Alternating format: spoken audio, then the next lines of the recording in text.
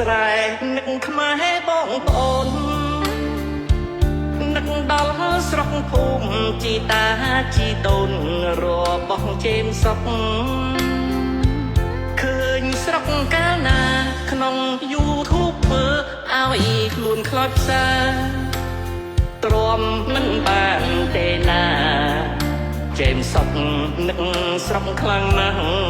អរគុណសម្រាប់ខ្លួនសែន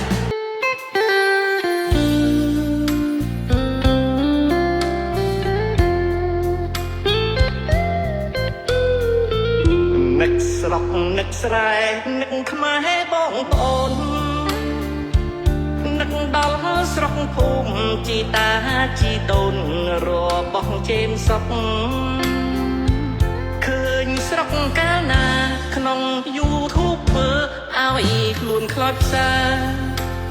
ទ្រាំមិនបានទេណាជេមសុកនឹកស្រុកខ្លាំងណាស់អរគុណសម្រាប់ខ្លួនសែនអរគុណសម្រាប់ខ្លួនម៉ណែត